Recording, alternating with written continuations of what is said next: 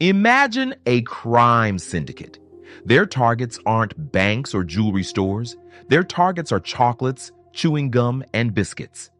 Imagine a criminal group that kidnaps the CEOs of Japan's largest corporations from their own homes, burns down factories, yet doesn't take a single penny in ransom, holding the entire country hostage just for fun.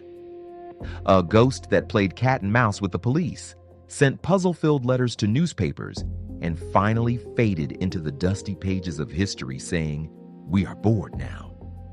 The monster with 21 faces.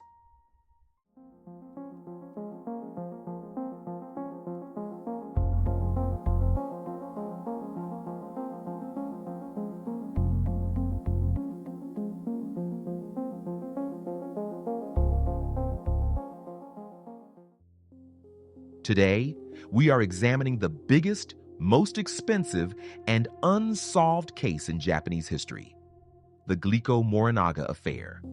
We will talk about those shadows that injected poison into sweets and fear into society. Date, March 18, 1984. Location, Osaka. Katsuhisa Ezaki, CEO of the Japanese confectionery giant Glico, was spending a quiet evening at home with his family. Around 9 p.m., two masked men broke into the house. First, they tied up the CEO's mother. Then they found Ezaki, who was in the bath. The attackers were professional. They cut the phone lines, forcibly removed Ezaki from his home, and vanished into the dark of night. The next day, a ransom note found in a phone booth was shocking. They demanded 1 billion yen, approximately $4 million, and 100 kilograms of gold bullion. This looked like an ordinary ransom case, but the oddities began immediately. Just 3 days after being kidnapped, CEO Ezaki managed to escape from the warehouse where he was being held through his own efforts. He called the police. He was saved. Everyone said, "Oh, it's over." The CEO was alive. No ransom was paid. The case was thought to be closed. But no, the nightmare was just beginning. Weeks after Ezaki's escape, cars in the Glico company parking lot were torched. Then letters started raining down on newspapers and the police. These letters didn't look like the ransom notes we are used to. They had a mocking, witty, and arrogant tone.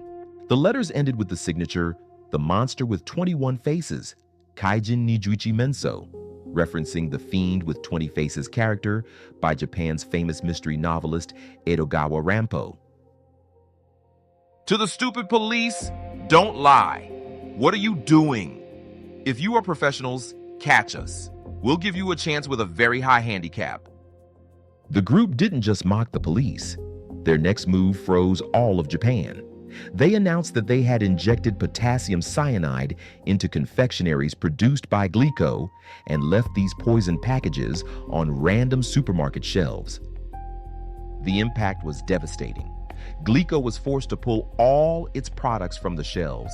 They lost over $20 million and more than 400 employees were laid off.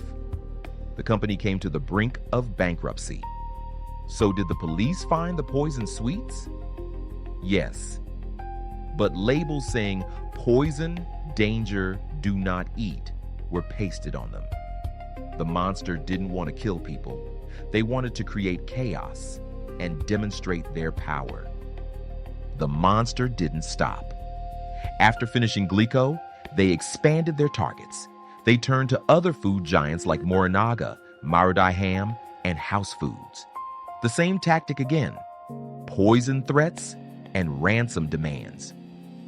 The police were desperate, but they had a plan. On June 28, 1984, during an operation to deliver the ransom demanded from Marudai Ham, detectives came closer to the monster than ever before. On the train specified for the ransom delivery, there was a suspicious man. According to police records, he had short permed hair, a slender build, and his most distinctive feature, slanted eyes like a fox. Police followed this man all the way to Kyoto. The man got off the train and waited at the station. However, a police error. Due to a breakdown in communication and disobedience of orders, one of the undercover officers made himself too obvious. The fox-eyed man noticed the situation, disappeared into the crowd, and lost his tail. Months later in November, they caught another break. Another ransom delivery, another chase on the highway. Police stopped a suspicious vehicle, but the vehicle suddenly sped off and escaped. Later, the vehicle was found to be stolen and contained a radio scanner listening to police frequencies. The monster with 21 faces knew every step of the police before the police did. In Japan, failure is sometimes heavier than death. The pressure on the police department was unbearable. Thousands of officers were assigned, millions of dollars spent, but the monster was still out there mocking them. Dear friends, if you enjoy this type of mysterious content, to avoid missing out on our amazing next releases, you can subscribe to our channel, like the video, and leave a comment to show your support. In August 1985, unable to withstand this pressure, Yamamoto, the police superintendent of Shiga Prefecture, in a final moment of deep regret, he embraced the heat of his choices and left everything behind. This tragic event threw the entire country into mourning.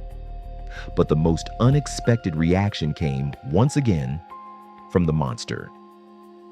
5 days after the police chief's death, the monster with 21 faces sent their final letter. Police Superintendent Yamamoto died. How stupid! He had no crimes or bad deeds. We decided to stop bullying the food companies. If anyone blackmails the food companies, it's not us. We are bad guys. We have more to do. And the famous closing sentence, we are bored now.